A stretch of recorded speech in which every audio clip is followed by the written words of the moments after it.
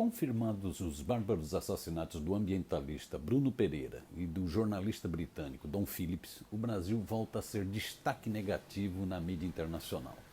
O capetão Jair Bolsonaro, que já era tratado como um pária planetário, agora é visto como o responsável indireto por essas mortes na Amazônia.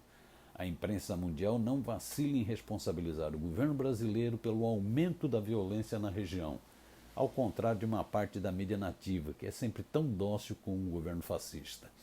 Nessa sexta-feira, dia 17, a tragédia teve novamente ampla cobertura na imprensa internacional, com reportagens e artigos analíticos em inúmeros veículos, como o Financial Times, New York Times, El País, Clarim, entre vários outros, além das agências de notícias, como a Reuters. O prestigiado diário inglês The Guardian homenageou o seu colaborador, o seu correspondente, com foto de primeira página para Dom Phillips e um editorial incisivo cobrando do governo uma explicação para a comunidade internacional sobre essas mortes. Aspas. No entanto, o presidente Jair Bolsonaro, ao dizer que algo perverso aconteceu, também culpou insensivelmente os dois homens. Em contraste, os brasileiros demonstraram imensa simpatia por eles e suas famílias, entendendo que o seu trabalho beneficiava os indígenas, os brasileiros como um todo e o mundo em geral. Simplesmente não era do interesse de um Estado capturado por interesses extrativistas e que despreza o Estado de Direito e democrático, criando uma cultura de impunidade para aqueles que exploram a floresta amazônica e tornando seus protetores muito mais vulneráveis, diz o editorial. Já o jornal estadunidense New York Times alertou que os desaparecimentos são um capítulo particularmente sombrio na recente história sangrenta da Amazônia. O Sr. Phillips dedicou grande parte de sua carreira a contar histórias do conflito que devastou a floresta tropical, enquanto o Sr. Pereira passou anos tentando proteger tribos indígenas e o meio ambiente numa área em conflito. Agora parece que o trabalho se tornou mortal para eles, sinalizando até onde as pessoas irão explorar ilegalmente a floresta tropical. O Washington Post replicou um despacho da agência Associated Press, confirmando os bárbaros assassinatos. Aspas, autoridades brasileiras dizem que pescador confessou ter matado um jornalista britânico e um especialista indígena na remota região amazônica do Brasil e levou a polícia ao local onde os restos humanos foram recuperados.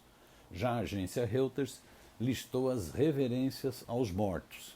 Grupos indígenas, ambientalistas, repórteres, familiares e amigos prestaram homenagem ao jornalista britânico Dom Phillips e ao especialista em tribos isoladas brasileiras Bruno Pereira. Além da repercussão na mídia tradicional, nos jornalões, a tragédia também ocupou a internet nesses últimos dias. Segundo um levantamento feito pela consultoria Quest, o tema foi um dos principais destaques nas redes sociais. Felipe Nunes, que é fundador e diretor da empresa, tuitou que o assassinato de Dom Phillips e de Bruno Pereira não é um assunto apenas nacional. Desde o dia 5 de junho, já são mais de 18 milhões de menções nas redes em mais de 100 países. No Brasil, o assunto movimentou mais de 7 milhões de menções, nos Estados Unidos mais de 1 milhão e na Inglaterra mais de 500 mil.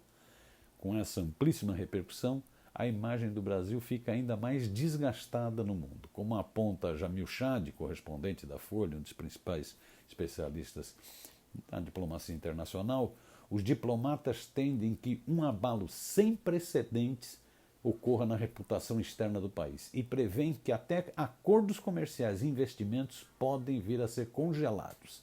Aspas.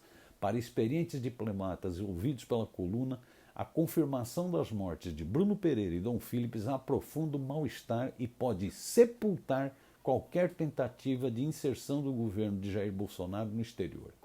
Dentro do Itamaraty, a ordem nos últimos dias foi a de passar a informação para agências internacionais e governos estrangeiros de que o Planalto estava comprometido na busca pelos dois homens. Mas, sem credibilidade por anos de um discurso negacionista, a palavra do Brasil está sendo recebida com desdém e desconfiança. Segundo ex-embaixadores, O caso pode ter impacto maior que o de Chico Mendes e de Dorothy Stang. Hoje, dizem eles, a Amazônia está no centro do debate internacional e nunca, no período da democracia, o governo brasileiro foi tão criticado no exterior como agora. O caso também pode ter impactos econômicos e comerciais. No último ano, o maior fundo soberano do mundo, na Noruega, reduziu investimentos no Brasil sob a alegação de que o país vivia uma crise, tanto no que se refere aos direitos humanos como às questões ambientais. Cenários feitos por diplomatas apontam que essa tendência agora pode aumentar. Não há confiança na palavra do Brasil de que age para defender a Amazônia, os indígenas ou ativistas. Acordos comerciais já com sérias dificuldades para serem aprovados agora seriam congelados, afirma o correspondente. Ou seja, um impacto enorme desse brutal, desse bárbaro assassinato.